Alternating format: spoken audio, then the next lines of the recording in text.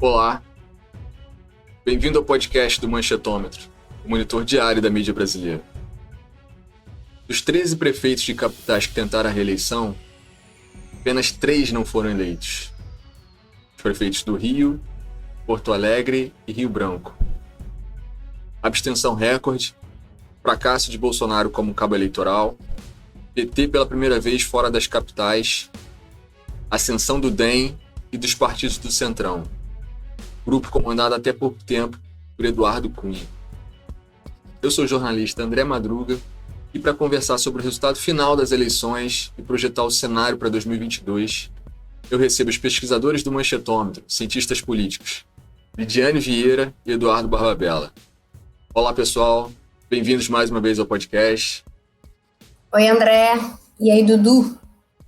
Oi Lid, beleza? Oi André, beleza? Obrigado pelo convite novamente, é um prazer. Para começar, como vocês viram a distribuição de votos nas capitais e a nova correlação de força dos partidos nos estados? Bom, André, eu acho que a gente precisa olhar essa eleição, não só como óbvio que a gente está ansioso para fazer projeções para 2022, mas as eleições municipais também têm muita relação com o próprio contexto da cidade, né? Então, o primeiro ponto, eu acho que é pensar as derrotas, né? A diminuição, por exemplo, do PT como uma força política presente nesses postos.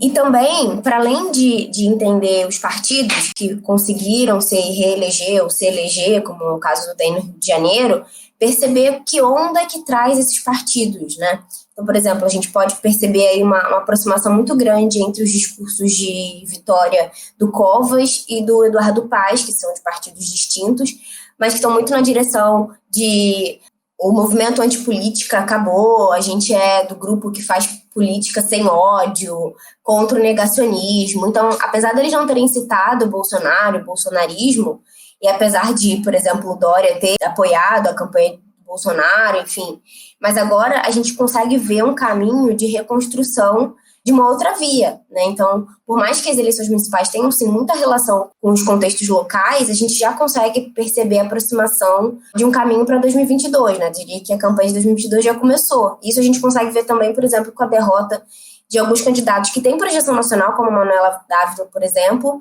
e que não conseguiram ter êxito no segundo turno também, por exemplo, em Recife, enfim. Apesar do ambiente local fazer diferença, eu acho que essa eleição já consegue lançar luz sobre alguns caminhos que a gente tem nos próximos 2 anos de recomposição de algumas forças, de alianças políticas que podem orientar a disputa pela presidência da República em 22. Complementando um pouco o que a Lid fala, André, olhando para 2022, mas com um olhar agora com os resultados de 2020, a gente pode perceber que 2020 demonstrou que o bolsonarismo e o petismo, né, que são colocados principalmente pela grande imprensa como os extremos da nossa política hoje, né, mesmo que a gente tenha, né, eu tenha muitas críticas a isso, a gente pode perceber que os dois demonstraram que eles têm alguma força, algum espaço. O bolsonarismo manteve, por exemplo, chegou com Crivella no seu segundo turno, como era de esperado, teve seus candidatos fortes e relevantes em alguns espaços, mas não conseguiu passar de um certo ponto. Ele tem uma margem, ele tem um espaço, ele tem, vamos dizer, uma reserva eleitoral, mas ele não consegue passar disso. Ele não vai vencer uma eleição sozinho. E do mesmo lado, da mesma forma, o PT. O PT também demonstrou força, né? Ele não ganhou nenhuma capital, que é muito ruim, que é péssimo partido, mas conseguiu se interiorizar, o que é um fator também positivo pensando numa eleição nacional. E aí tem muita discussão para se ver. Mas da mesma forma, não conseguiu vencer sozinho. Não consegue vencer sozinho. Isso é bem claro. Então, demonstrou que os dois precisam se apoiar no centro, e principalmente nesse centrão que saiu como vitorioso, né? Se a gente pode apontar um grupo como vitorioso em 2020, né? O grupo vitorioso se chama Centrão. Centrão venceu a eleição. Centrão com PSD, com PP, e né, eles não se colocam mais, mas eles se aproveitaram muito durante muito tempo dessa posição. O DEM ganharam muito, foram muito fortes e muito relevantes nessa campanha e demonstraram também a sua força em vencer em capitais. E aí, olhando para os resultados desse domingo, né, dia 29 de novembro, a gente pode perceber o quê? Que você tem ainda uma predominância do MDB, do PSDB em número de habitantes, em ter também número de cidades, mas que os partidos foram muito mais pulverizados, né? E se a gente olhar para as capitais, você vê o DEM crescendo nas capitais. Então, a gente, né, reforçando isso, tudo que a gente já falou, a gente tem o Centrão forte, e o PSDB e o PT seriam talvez os dois grandes partidos tradicionais, demonstrando força. O PSDB no seu espaço normal, que é São Paulo, com a força do Dória, principalmente, que conseguiu colocar muita influência nessa campanha, conseguiu vencer em cidades importantes. Então ele é um quadro novo. Mas o Dória, eu li hoje que a maioria dos candidatos do PSDB que venceu a eleição escondeu o Dória. Assim como o próprio Covas escondeu o Dória na campanha. Quer dizer, não foi um cabo eleitoral, digamos assim. Mas o Dória agiu como o Bolsonaro agiu. Ele sabia que se ele se colocasse ali em voga, ele se colocasse como vidraça, né, ele ia tomar muita pedra, ele ia ser muito atacado. Então ele abriu mão desse espaço e deixou os partidos centralizarem, né, principalmente os candidatos se tornarem mais ao centro. Por quê? Porque o Dória, a gente tem que lembrar disso, um pouco antes do primeiro turno, ele estava em choque direto com o presidente. Ele está ainda, né, mas ele estava durante um momento muito grande em choque com o presidente. Então, se ele aparecesse como um cabo eleitoral, ele não conseguiria atrair esses votos. Mas, ao mesmo tempo, ele se demonstra, e ele demonstrou muito durante esse momento, como alguém que está tentando, né, se tornar o centro, um discurso de centro. E o Bruno Covas dá essa intenção, dá essa demonstração, é mostrar esse caminho de centro. E outra coisa que o Dória teve influência foi na articulação, né, da campanha do Covas, que ele conseguiu reunir ali o MDB, vários partidos, né, em torno do Covas. Isso é muito importante para 2022. Assim, sem dúvida, o PSDB ter garantido a permanência na cidade de São Paulo é um fato muito importante, é uma cidade que tem muita relevância, enfim, tanto para o próprio partido como pensando em 2022. Mas, por exemplo, aqui o PSDB, ele perdeu 285 prefeituras, comparando 2016 com 2020, né? E o DEM foi o partido que mais conseguiu ampliar, né? Eles saíram de 272 para 463, ou seja, eles adicionaram 191 prefeituras ao partido. Acho que teve um crescimento de 70%, me parece. E foi uma estratégia, o próprio ACM Neto deu uma entrevista dizendo que eles investiram na base, enfim, eles têm essa perspectiva, e o objetivo deles não é só as prefeituras por si só, obviamente, né? Mas é construir, ser um partido, nas palavras do ACM Neto, de ser um partido relevante para alguma coligação em 2022. Eles não dizem se vão ter um candidato próprio ou se vão apoiar, só disseram que não vão apoiar nenhum candidato de extremos, mas que a pretensão é ser um partido relevante para 2022. Eu acho que eles estão num caminho consistente, né? Ganharam a prefeitura do Rio de Janeiro e ampliaram muito a relevância no país. Vocês acham que esse crescimento do DEM tem a ver com o fato de o DEM presidir a Câmara e o Senado? Com certeza isso favorece, André. Sem dúvida. É claro que ter os dois presidentes da Câmara e do Senado favorece muito o DEM e potencializa a sua relevância nacional. Mas a gente não pode reduzir a isso quando a gente olha para as eleições municipais. Pensando aqui só nas capitais, as 4 capitais que nós temos, em 2 eles conseguiram a reeleição direta dos prefeitos, né? Com o Rafael Greca em Curitiba, né? O Greca não se elegeu pelo DEM, ele era do PMN, se eu não me engano, e foi para o DEM durante o seu mandato, e o Jean Loureiro em Florianópolis, que também conseguiu a sua reeleição. Então nós temos aí 2 candidatos que já são reeleição. Além deles, nós temos o Eduardo Paes, que é uma figura historicamente aqui no Rio de Janeiro, né? Já foi prefeito, já foi do próprio DEM, saiu, foi para o MDB e depois agora voltou. Então ele também é um candidato, né, que foi prefeito durante muito tempo e conseguiu, né, agora voltar a se eleger como prefeito. E temos também em Salvador o Bruno Reis, que era o candidato da situação, era o candidato do ACM Neto para a eleição de Salvador. Então aqui, se a gente pensar, são aspectos muito mais municipais, são pontos muito mais específicos do que a influência do Rodrigo Maia, do que a influência do Alcolumbre, por exemplo. Claro que isso vai ter impacto muito daqui a 2 anos, mas se a gente olhar especificamente para agora, não teve tanta influência, não foi tão relevante assim, né? Porque são figuras que já são historicamente conhecidas nas regiões. Então a gente não teve essa influência enorme. Até para pontuar sobre isso, eu acho interessante a gente colocar um pouco sobre as influências dos grandes grupos políticos. Se a gente pensar, principalmente, por exemplo, no Ceará, em Fortaleza, que os Ferreira Gomes conseguiram eleger o Sarto como prefeito da cidade, e o PSB em Recife, né? Nós tivemos a família Reis disputando primeiro e segundo lugar, né? Já a família Reis ia sair ganhando de todo jeito, mas venceu o candidato do Eduardo Campos, né? Que ganhou quem era o candidato, o herdeiro mais próximo de um prefeito, de um ex-prefeito, né? A Marília Reis é neta do Miguel Arraes, o João Campos também é neto do Miguel Arraes, mas ele é filho do Eduardo Campos. Então ele conseguiu se aproximar desse eleitorado, né? E se eleger. E também aqui ele tinha apoio da máquina do Estado, né? Então a gente teve essa relação também. Então é importante a gente pensar isso. Também tivemos as grandes famílias, né, esses grandes grupos políticos se fortalecendo, se mantendo fortes na disputa. Como a Lid disse sobre o PSDB, é claro que o PSDB continua, né, fazendo tucanistão em São Paulo ali, mas o partido vem em queda.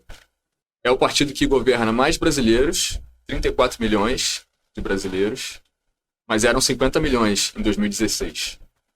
E de 800 e poucas cidades para 520. Quer dizer, o partido vem em queda, o MDB vem em queda, o PTB vem em queda, PSB vem em queda, PDT vem em queda. Quem está em alta? PP, PSD, DEM, PL e Republicanos. São os principais partidos que estão em alta, são justamente os partidos do Centrão que o Dudu mencionou. E que são os partidos que, teoricamente, estarão com Bolsonaro em 2022. Menos o DEM, né? Claro. Também depende da popularidade do Bolsonaro até lá, né? Mas tudo indica que o Centrão vai conseguir articular um vice para a chapa do Bolsonaro.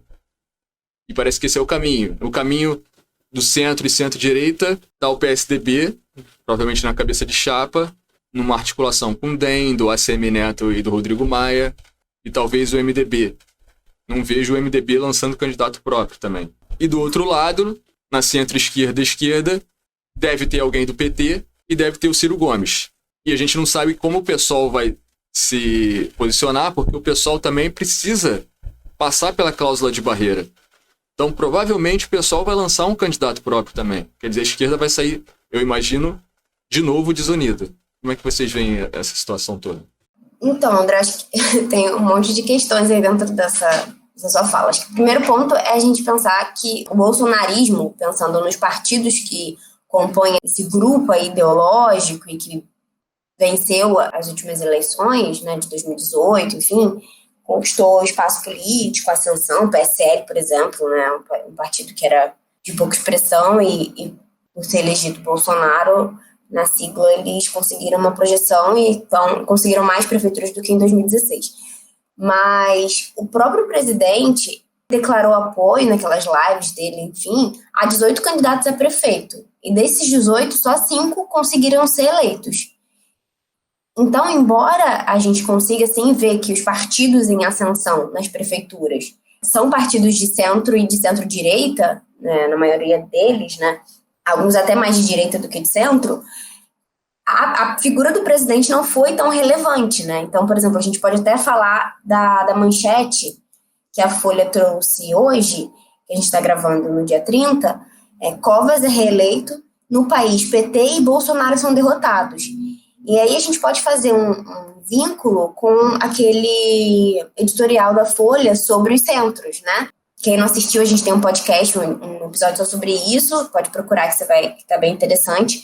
Mas pensar que a Folha está na expectativa de que a aliança de 2022, a nova aliança, não seja uma aliança para apoiar novamente Bolsonaro, mas seja uma aliança para derrotar tanto o campo da esquerda quanto o projeto bolsonarista. E daí a gente vê de onde está saindo a força eleitoral, pelo menos, dessa nova composição. É uma força eleitoral. E a gente pode resumir as capitais aí, Rio de Janeiro e São Paulo. É uma força eleitoral que vem do DEM, é uma força eleitoral que é de uma política tradicional, né? Então não vem como resposta desses movimentos das redes sociais que surgiram recentemente. E aí a voz é contra o Bolsonaro. Por mais que Paes e Covas não tenham citado nominalmente o presidente, o que seria até uma irresponsabilidade política, né, no sentido de que eles estão começando um novo governo, eles trouxeram frases que qualquer pessoa minimamente familiarizada com o contexto político vai se referir a Bolsonaro, que é o fim do negacionismo, nós não fazemos política com ódio. Eu adicionaria isso também o antipetismo. Todos esses candidatos têm um quê de antipetismo. Ah, não, sim, óbvio, o antipetismo está no ar, né? Está na atmosfera. Inclusive da mídia também, claro. Quer dizer, os vencedores ainda usam a bandeira do antipetismo para se eleger. Sim, mas o que me chamou a atenção é que nos discursos, tanto do Covas quanto do Paes, os ataques não foram para desconstruir pautas clássicas que vêm da esquerda. Foi para desconstruir a concepção de política que foi construída a partir do bolsonarismo. Se a gente puder resumir todos esses movimentos no bolsonarismo... Contra a antipolítica, né? Exatamente, antipolítica, divisão. O Paes falou, tipo, esse quadro de divisão não favoreceu ninguém, o Rio vai voltar a ter esperança, vai ser a cidade da diversidade, a gente não pode olhar a cidade com preconceito, a confiança na política retornou. O Covas é uma vitória daqueles que acreditam nas realizações, daqueles que acreditam na boa política. Então, você vê que a crítica que eles dois construíram naqueles, 7, 8 minutos de discurso pós-vitória, não foi uma crítica para desconstruir, por exemplo, as bases. Até em São Paulo, que a disputa era mais diretamente com a esquerda, né, por conta do Boulos, o Covas não fez em nenhum momento uma reação negativa ao plano de governo do Boulos, ou dizer que a gente venceu o plano do outro candidato. Não, pelo contrário, ele fez a clássica frase de vamos governar para todos, mas além disso ele usou lá a frase do Biden, né, não existem mais distritos azuis ou vermelhos, é uma cidade ampla e reunida, enfim, unida, e o governo vai ser para todo mundo. Então, eu acho que por mais que é óbvia a derrota da esquerda, já que no segundo turno a gente não teve muitos resultados de eleição, mas de outro sentido, a gente também vai estar vendo a derrota de uma perspectiva de política, sabe? De uma maneira de entender a política. A derrota da antipolítica, a derrota de um bolsonarismo que conseguiria eleger pessoas.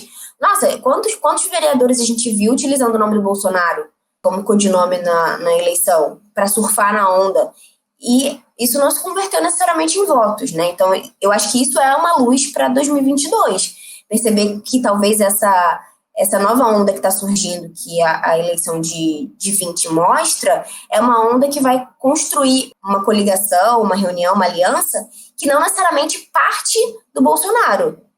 Pode até, no final das contas, dependendo do que vai acontecer nos próximos 2 anos, porque ninguém aqui sabe, pode até ser que o DEM, enfim, acabe apoiando o Bolsonaro, a gente não tem como saber. Mas a tendência agora, se o tempo parasse nesse momento, não é de que o Centrão vai dar suporte para uma campanha eleitoral do Bolsonaro. O DEM não, DEM e o MDB dizem que não fazem mais parte do Centrão.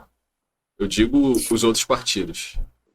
E aí até para somar um pouco o que a Lidy está falando, André, a gente tem que lembrar uma coisa, o Bolsonaro agora, ele está num momento de leilão eleitoral, né? Porque ele não tem partido, o partido que ele ia criar não deu certo, e ele quer um partido para chamar de seu.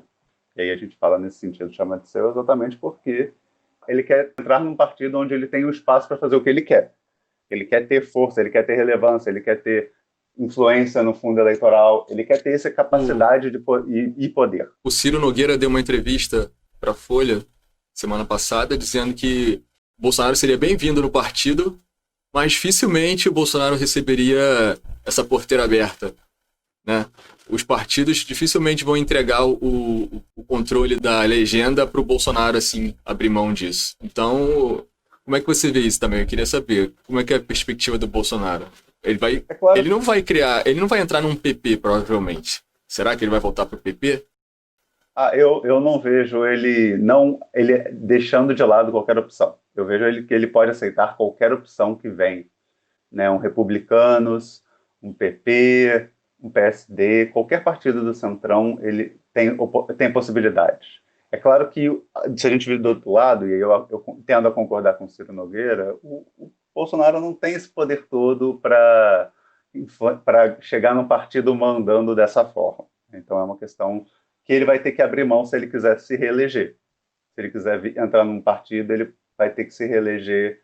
Para se reeleger, ele vai ter que abrir mão de ter esse amplo poder para ter um mínimo poder capaz de permitir a reeleição dele. E aí, o DEM pode entrar numa chapa dessa. Ele não é um partido que está tão fraco a ponto de, vamos dizer, aceitar qualquer coisa que o Bolsonaro traga, mas eles também não têm. Se você olhar hoje, vamos olhar para o DEM, você vê uma figura tão forte assim para se eleger presidente, você pode falar, temos o Rodrigo Maia. Se você pegar a prefeitura do Rodrigo Maia, né, a candidatura à prefeitura do Rodrigo Maia em 2012, ele foi um fiasco, ele não foi bem, ele não se demonstrou um político de executivo, né, um político de eleição majoritária. Mas ele cresceu muito de lá para cá, né, Dudu? Ele tem uma envergadura, claro, que ele não tinha antes. Até pelo confronto com o Bolsonaro, apesar dele engavetar os pedidos de impeachment.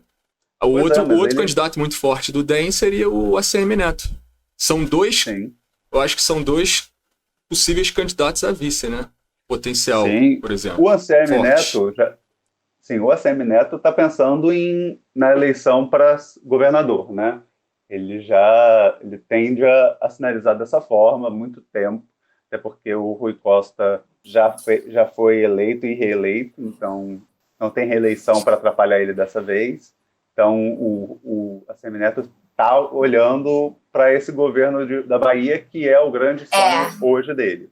Isso, ele falou isso na entrevista, inclusive na Folha. E os outros nomes que ele citou foram o Mandetta e o Caiado. Pois é, e aí você olha para Mandetta, Caiado e Rodrigo Maia, você não vê essas pessoas fortes nacionalmente. Você vê, por exemplo, o Caiado. O Caiado é um governador forte no Centro-Oeste, ele tem muita força em Goiás, mas ele não tem essa expressão, ele não tem essa projeção. O Mandetta até tem, hoje, por causa da atuação dele no Ministério da Saúde, muita gente vê ele assim, mas a gente nunca viu ele numa campanha dessas. Ele já foi senador, se eu não me engano, mas a gente não viu nada muito dele, e o Rodrigo Maia também não. Né? A gente tem que lembrar que em 2022 muda-se uma questão. Né? A gente vai ver uma candidatura de majoritário em que a figura do Bolsonaro é importante, porque o Bolsonaro é o presidente, ele vai ter a máquina pública, e ele é uma pessoa com carisma e uma base importante. Então, para o DEM, talvez não seja mau negócio entrar numa chapa com o Bolsonaro com um vice e um poder ali. Né? Até pensando assim, vamos pensar na reeleição da Dilma, né? O Bolsonaro tem uma chance de conseguir ser empichado, né? Ainda mais porque ele gosta de falar. Então, se você consegue um movimento específico, você consegue tirar ele do poder e você ganha uma presidência de bandeja. Então, para o DEM, talvez seja interessante. Hoje, né, em 2020, é mais interessante você trabalhar com o Dória. Porque hoje o Dória está na frente. Hoje o Dória aparece na frente do Bolsonaro. Mas até 2022 as coisas podem mudar. E muita água para rolar ainda. Não dá para descartar. Já imaginando 2022 é uma eleição casada para eleição para governador, né? Então eu fico imaginando, o PT, ou a esquerda em geral, tem que ter candidatos fortes ao governo dos estados. Nos estados, assim, que são principais para o partido que quer ter alguma chance na eleição nacional: São Paulo, Rio de Janeiro, Minas Gerais, Rio Grande do Sul. A esquerda tem candidatos fortes para lançar nesses estados hoje? Ela teria candidatos fortes para lançar? Competitivos? André, eu acho que assim, se a gente pensar hoje, o que você tem? você tem um governador do Maranhão, Flávio Dino, que se nacionalizou, se tornou uma figura importante. E aí a gente está olhando só para a esquerda. É importante destacar isso para o nosso ouvinte. Mas saiu derrotado o Dino, né? Saiu derrotado, a base dele se dividiu e o candidato dele acabou perdendo. Sim, sim, mas a gente tem que lembrar também que o Eduardo Braide é um histórico candidato à prefeitura de São Luís, então também a gente não pode descartar isso. Ele é um cara que vem tentando há muito tempo, tem suas ligações, mas sim é uma derrota do Dino. Mas a disputa do Dino tem sido muito mais nacional, né? Se a gente olhar, né, para todo esse contexto. É claro que a gente tem uma questão do Dino, que é o fato dele ser do PCdoB, e que o PCdoB entra naquela discussão sobre cláusula de barreira. Então a gente não sabe como o PCdoB vai atuar. Você tem um Ciro Gomes que demonstrou força, né, com o PDT dele no Ceará. Então eles conseguiram demonstrar o poder deles de novo, mas ali você tem também o Camilo Santana do PT. Então, com a ajuda do PT, Então o PT também demonstrou força. E se você olhar para o PT, a Marília Reis não é uma candidata a presidente. E eu acho que ela não deveria ser nem a governadora, mas ela já se potencializou a tentar, por exemplo, um Senado. Ela se fortaleceu, ela demonstrou força, ela se demonstrou alguém capaz de brigar, e brigar forte. Porque se a gente pensar a campanha do Recife foi muito dura, e ela conseguiu se impor muito bem, então ela já demonstrou ali. Olhando para os outros partidos, o PSOL, você tem o Boulos, que hoje se posicionou muito bem, né? O Boulos está se demonstrando um candidato muito bom, muito forte, e poderia, por que não pensar, hoje, em 2020, sair na frente de todo mundo. Hoje, se a gente olhar para os candidatos, né, de 2018 e olhar para frente também, já pensando em 2022, na esquerda, quem se capitalizou nesse tempo foi o Boulos. Né? O Boulos mostrou uma candidatura forte, uma candidatura que trouxe os jovens, uma candidatura que soube discutir. Ele se cacifra para ser candidato a governador, presidente, senador. Aí depende do que o partido quer. Eu acho que o Boulos talvez tivesse chance de brigar por um governo do Estado. Talvez, mas é muito difícil você ganhar num Estado dominado do PSDB, né? Mas se o PSOL fosse esperto, eu botava ele para deputado federal. Deputado federal para aumentar a bancada, né? Exatamente, ele puxaria muito voto e você poderia descansar a Erundina num deputado estadual que ela puxa voto também. Mas, Dudu, você acha que a esquerda, seja Boulos, seja quem for a figura, consegue ter perspectiva de ganhar um pleito nacional para a presidência da República só com partidos de esquerda? Lídia, eu acho que não. 2020, e aí eu vou, né, usar a frase, né, que o Eduardo Paes colocou no seu discurso de vitória. 2020 manifestou uma força muito grande daqueles que exercem atividade política, né? Então, assim, quem quer ganhar em 2022 vai ter que fazer política. E política hoje passa pelo Centrão. Quem quiser ganhar vai ter que se aliar ao Centrão. Não tem jeito. Não dá para idealizar uma chapa puro sangue, né, como se dizia antes. Não dá para a gente olhar para 2022 e pensar, vamos fazer uma chapa puro sangue ou vamos fazer uma chapa só com os nossos partidos próximos. Então, olhar para o Fernando Haddad e Manuela Dávila. Não dá. Não dá para você tentar eleger com um candidato, com um vice que não seja, por exemplo, do Centrão hoje. Porque hoje o Centrão se capitalizou, se cacifou, se potencializou. Não dá, por exemplo, o que o Bolsonaro fez com o Mourão, né? Que era também outra figura desconhecida. Muito difícil que você consiga se reeleger assim. Por quê? O Centrão se fortaleceu, tornou-se relevante e mostrou sua força. Lembrando do que a Lid disse no início, a gente tem agora um Centrão que está para jogo, que está bem no jogo e que vai exigir o seu espaço. Então a gente vai ter que jogar um novo jogo com a política e pensar no Centrão. Então é importante não se iludir para 2022 e achar que dá para fazer uma chapa só de esquerda, uma frente ampla só de esquerda, com, vamos dizer, usando, né, os últimos acontecimentos, Boulos e Ciro Gomes. Não dá, gente. Não dá para a gente pensar... Haddad e Flávio Dino. Não, também não dá. Claro que a gente não pode pensar num Huck Moro. Não tem condição, né? A esquerda não pode pensar nisso. A esquerda tem que pensar em ter o seu candidato, sim. Não dá para pensar numa questão tão ideal. Não dá para você pensar nisso. Quer ganhar a eleição? Vai ter que se juntar com o Centrão. Hoje, se a gente pensar no quadro de hoje, o Bolsonaro está na frente, porque ele está junto do Centrão. Mas até 2022, muita coisa vai acontecer. E aí a gente vai ver como as cartas vão ser jogadas. Olha, sobre essas alianças, eu acho que a gente ainda não consegue traçar umas fronteiras tão bem definidas assim, do tipo, esse ator político não vai mais à esquerda, esse ator tal político não vai mais à direita, eles estão engessados. Acho que tudo depende muito de como, primeiro, o Bolsonaro vai reagir a esses resultados, se o governo vai ter alguma recomposição no sentido do posicionamento, porque a gente viu, por exemplo, 2 prefeitos de capitais importantes. Né? Sim, mas 2 prefeitos. Também, mas assim, 2 prefeitos de capitais importantes, como Rio e São Paulo. Vamos pensar um cenário positivo onde a vacina de fato chegue em 2021. Vocês acham que Eduardo Paes e Covas não vão ser figuras centrais no processo de vacinação, sendo que eles estão ali se colocando contra o negacionismo, a favor da ciência? Eles vão ser como Dória foi no início da pandemia contra o Bolsonaro. Então, tudo vai depender de como os próximos 2 anos vão se desenrolar, como o Bolsonaro vai recompor, porque talvez se ele pacificar, eu não duvidaria que o DEM poderia incorporar uma candidatura, enfim. Então, eu acho que eu não consigo fazer uma leitura assim tão esquemática, porque eu acho que ainda tem muitas coisas abertas. O que a gente consegue ver são tendências. Eu acho que o Bolsonaro vai precisar sair um pouco do radicalismo, voltar um pouco para o centro para conseguir compor com o centrão. Porque se ele se radicalizar mais, aí eu acho que fica mais difícil. Então, depende do comportamento dele. Depende também da leitura que o PT vai fazer sobre o fato de ter pedido as capitais, de ter reduzido o número de prefeituras.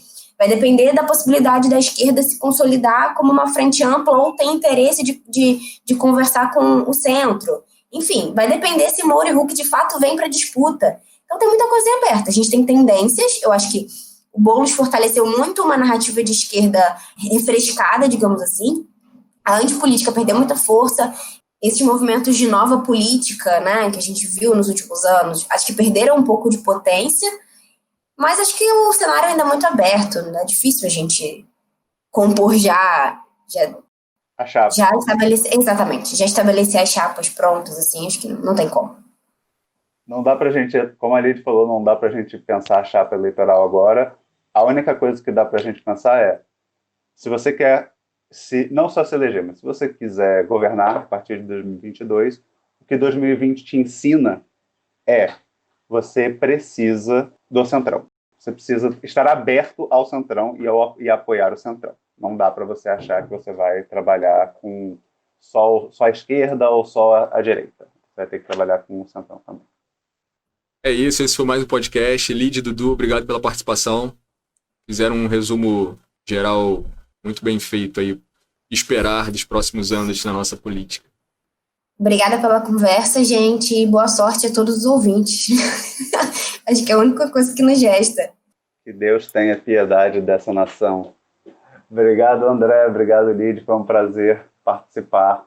E concordo com a Lid, a gente precisa de muita sorte nesse momento, porque não vai ser fácil. Neste episódio, você viu um balanço geral das eleições municipais e, a partir dele, uma projeção sobre o futuro político do país. Para saber mais, acesse nosso site manchetômetro.com.br e siga as nossas redes sociais. Você também pode participar da nossa campanha de financiamento coletivo. O link é benfeitoria.com/manchetômetro. Obrigado e até o próximo episódio.